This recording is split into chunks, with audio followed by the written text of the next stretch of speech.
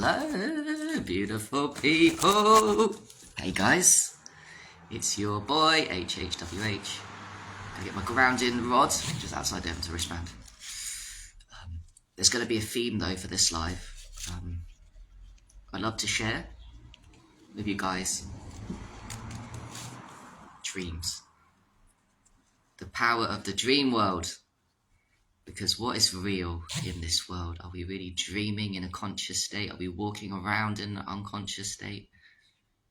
Are we in a waking state? As the excellent movie by Richard Linklater, Waking Life. I've got to rewatch that, right? I'm sure you guys have watched Waking Life. How cool is that one? But yeah, dreaming. Dreams. Dreams are so fucking cool. It's unreal. Dreams, man. You know, that 1/3 of life when we all forcibly sleep, but no one takes advantage. Even you guys don't take advantage of the 1/3 of your life asleep because a load of people, including people in our community, don't even fucking remember our dreams at night, even though we have 5 dreams a night. Everyone does every night, unless you smoke another sacred herb, cannabis, which you should. That will take away remembering dreams on that night. But as soon as you get off that for a few days, your dreams come back.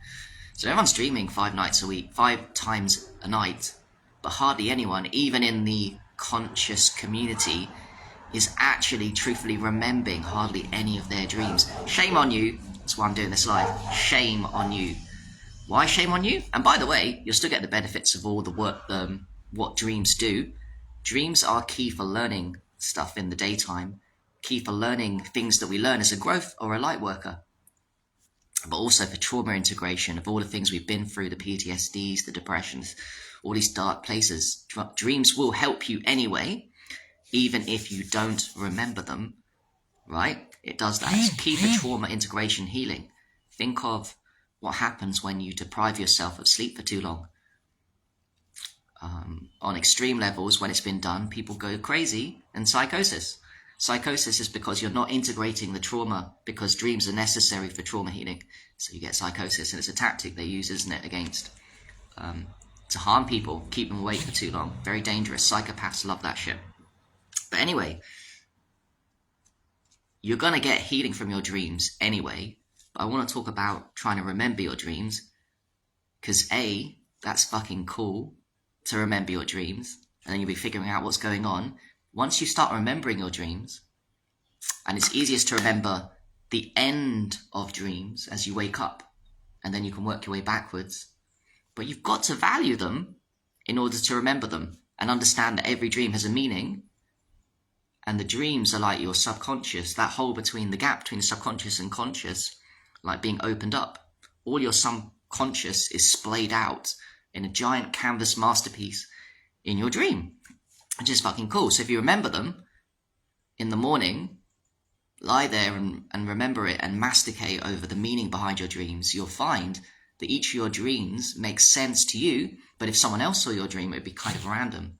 In other words, each of your dreams has people that mean something to you, people that mean something for your healing, friends, family, people that fucked you over, that you need lessons from still, even if you haven't seen them in your life.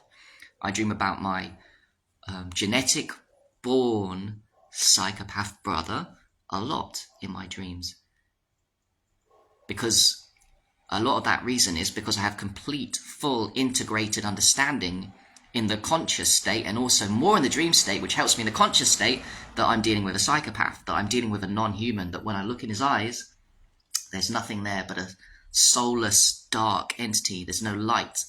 So ain't no boy like that, ain't no psychopath gonna try and fool me, that tries and attacks me, because I'm consciously aware of these things, but also I'm dreaming the dark eyes, the demon smirk, the soulless vessel.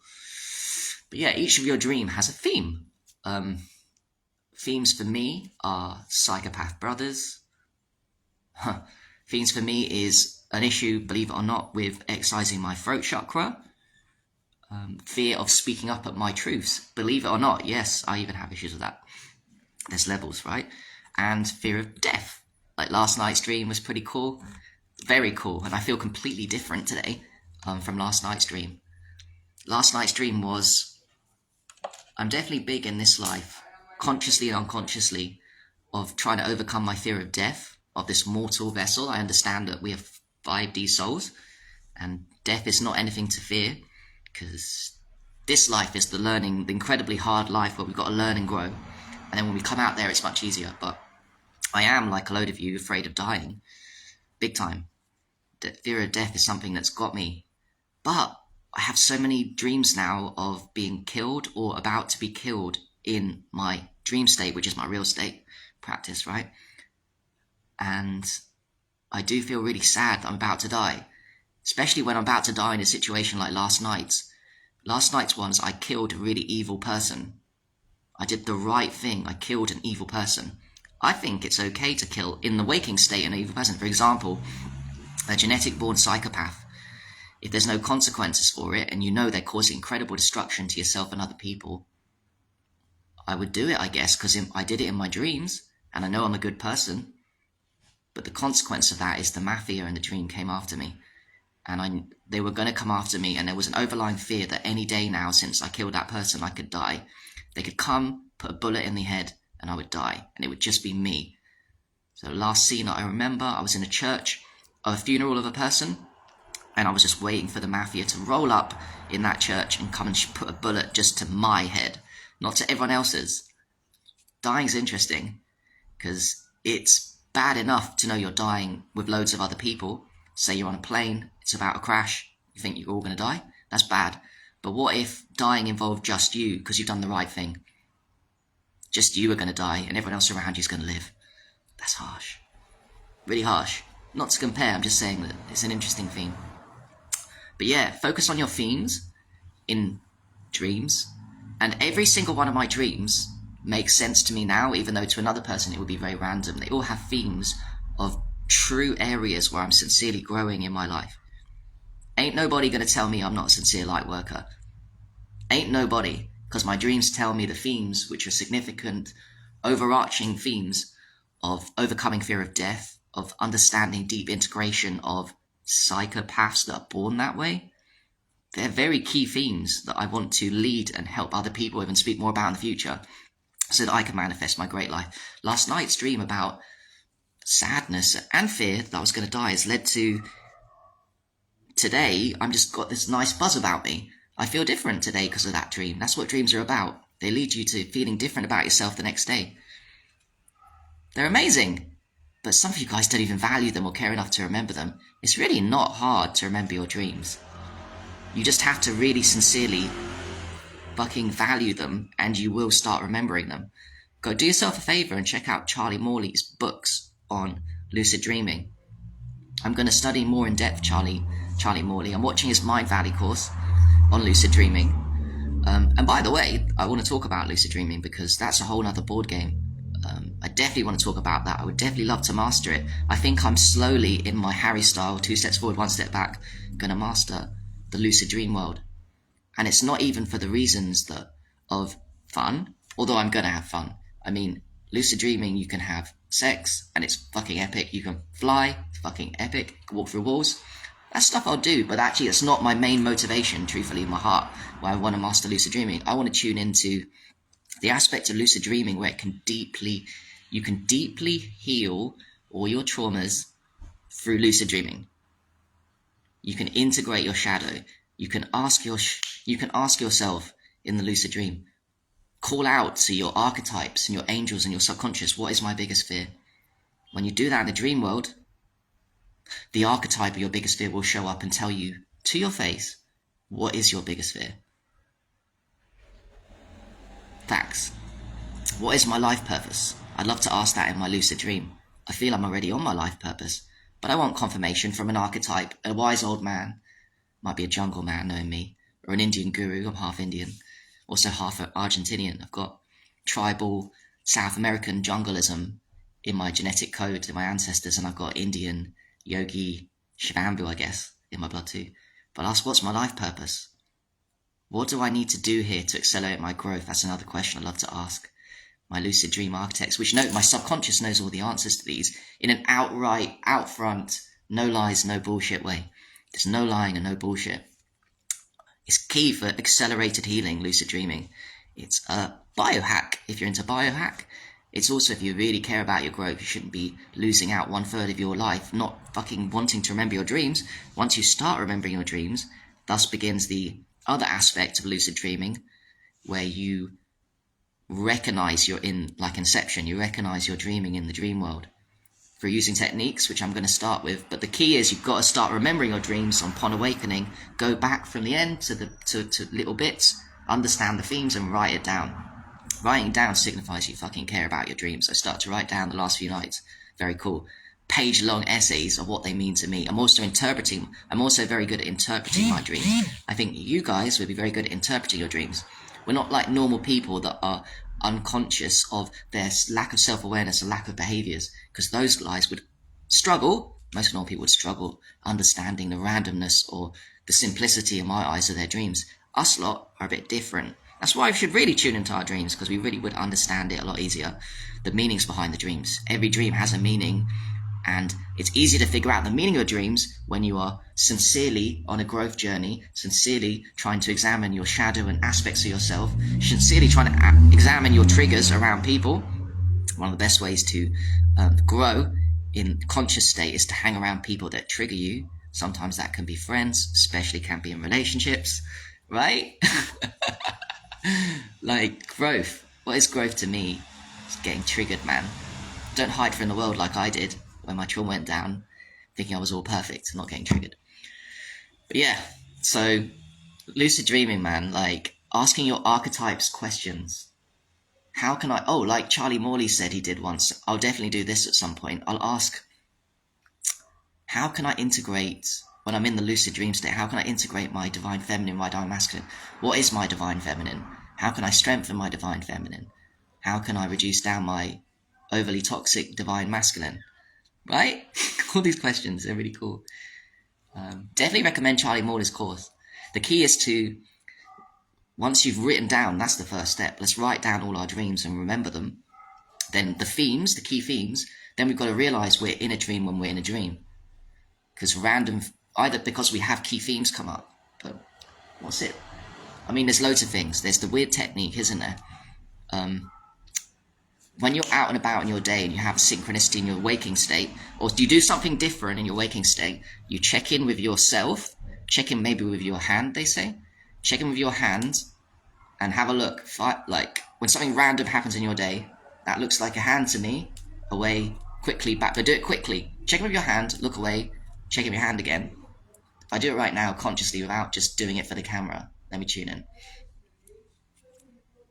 Okay, that definitely looks like a hand. But every time something weird happens in my waking state, if I keep checking in with my hand and really thinking, is this a hand? It looks like a hand to me. Don't bullshit it. And do that every time. You're automatically going to take that habit into the dream world when something random happens. And you'll be like, okay, time to, because I do it in my waking state, time to check my hands. And then because the lucid is a little different, it doesn't catch up the brain with the waking state, hand will look different. Oh, shit, I'm dreaming. Well done. That's the Charlie Morley weird technique for you guys. You'll start lucid dreaming. And then once you're in control of the dream, you can do the fun stuff and or definitely the serious stuff. Another reason, quickly, I want to talk to you about lucid dreaming. And by the way, I've only lucid dreamed a few times in my life accidentally, probably like most of you guys, but I will get around to doing it consciously. It's why I'm making this video. I don't tend, if you've noticed with me and the few lives I do nowadays, to talk about something unless I'm going deep with it. Unless I built up enough knowledge on it, unless I'm passionate about it, I won't talk about it. If I'm sort of iffy, I won't really talk about it. So I'm getting passionate talking about it. I'm going to master it. So I am talking about it. It's like the beginning stage video vlog for me of my lucid dreaming journey. So what was I going to say? So shadow integration. Ask the big questions in life. How fucking cool. I know you guys have got burning questions for your subconscious that will give you no lie in the form of an archetype, in the form of an old wise lady, in the form of your naughty lower self.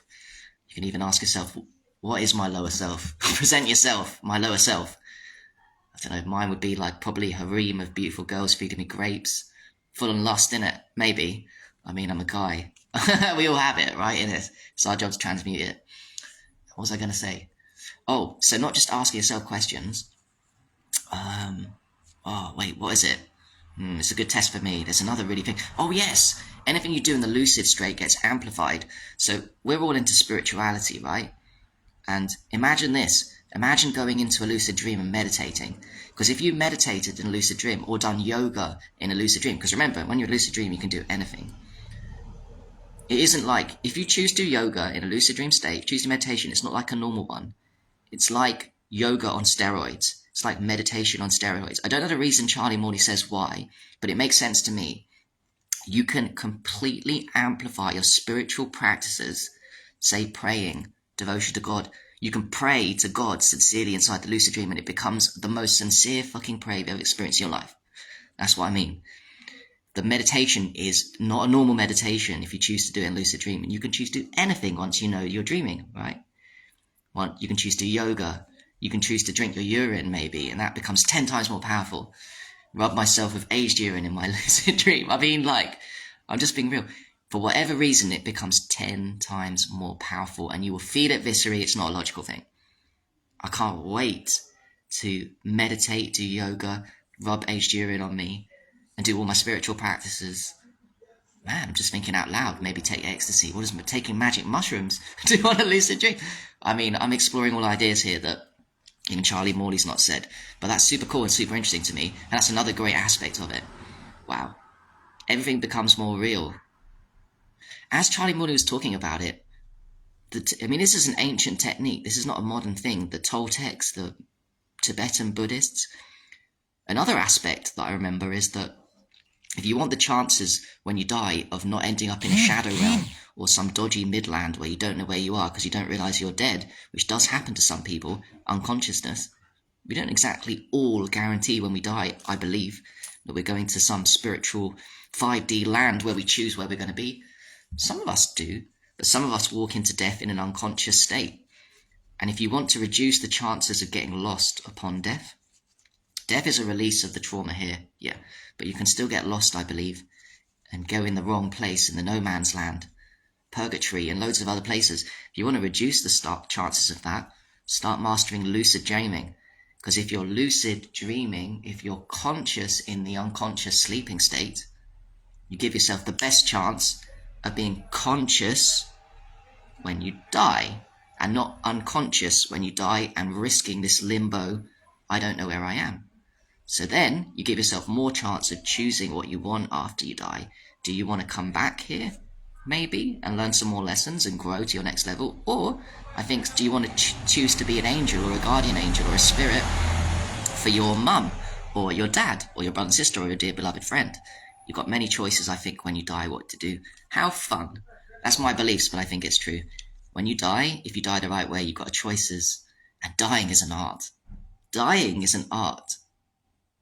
I want to study. I am studying the art of dying here into my best self. I'm studying the art of dying so that when it comes my time to die, which I've already chosen, because I've already chosen pre-contract, I already know, I've just forgotten with amnesia, when I'm going to die right now.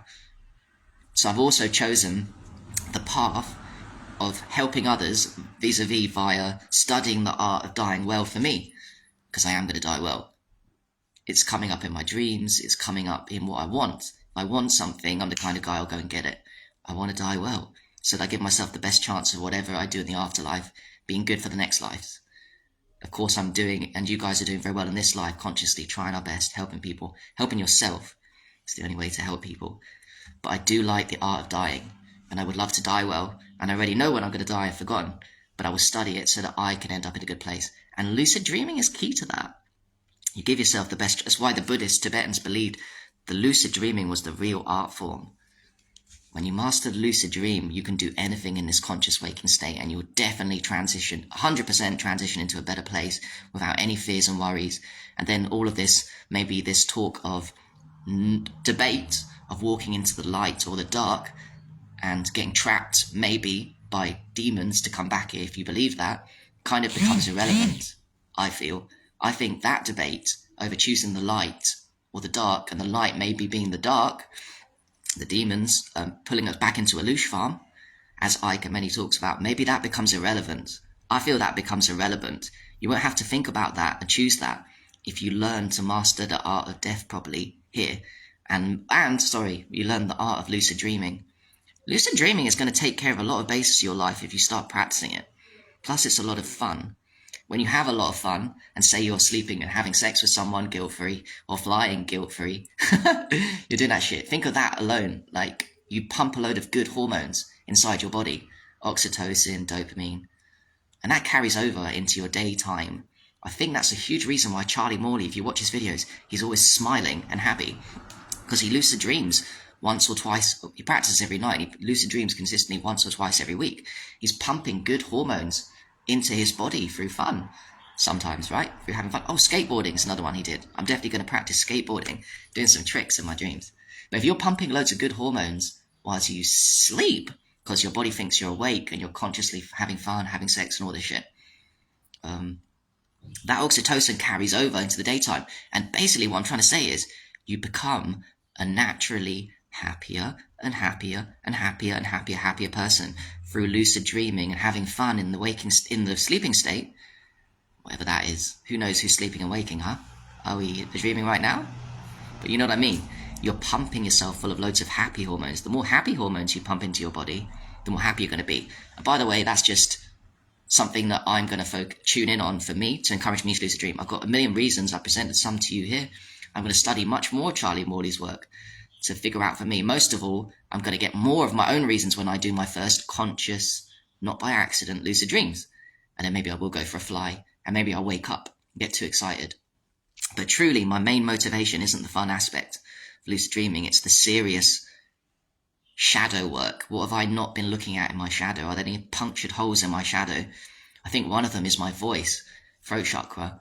If you know me and met me, you'd think wrongly, but I understand why, that I just have a good throat chakra. But actually, it's one of my weakest chakras.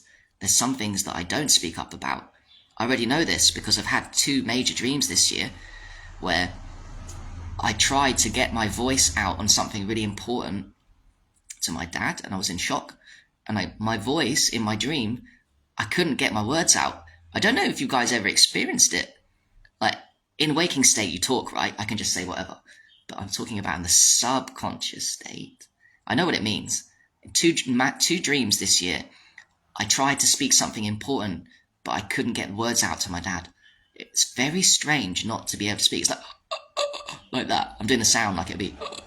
I just couldn't talk something important. What it means, I know what it means. It means, Harry, you are not saying a really important truth to the world and to yourself. There's some blockage in your throat chakra, Harry. So work on that. There's a truth there. I have a blockage in my throat chakra. There's something also when the only time I done ayahuasca, that came up too. I was trying to say something consciously then, and then other people shut me down and I stopped. I didn't speak something important. Something's going on with me. On the deepest level, core of my shadow, there's some kind of fear of speaking something, and I will figure it out. I've got to. Might be scary, but I've got to. Okay, I don't want to make this too long. So yeah, all it was about is my excitement of lucid dreaming. I know I'm going to do one. I know I'm going to master it. I'm already remembering all my dreams. For months now, I understand a lot of the themes of my dreams. They all make sense to me. Your dreams, by the way, will always make sense to you if you don't lie to yourself about yourself. I think a lot of random people out in the world, their dreams don't make sense because basically they're lying to themselves about themselves. I'm not judging people. Everyone's a beautiful soul, but they have a lot of trauma, and a lot of normal people in the world don't reflect and look at themselves properly. It's called your shadow. And to me, normal people have a bigger shadow than light workers or people that check in on themselves that are wise. The bigger the shadow, the more trauma, the more fucked up you are. But that's the reason to start remembering your dreams, understand the themes of your dreams, what each dream means. It's all awesome. Even without the lucid dreaming, how cool is it to understand your life and subconscious of your dreams? But the lucid dreaming aspect is fun, awesome, and like I said, mega healing. A meditation and lucid dream is not a normal meditation. You will feel pure bliss. Fuck. Can't wait. Cool. All right. Thanks for watching, everybody. Bye.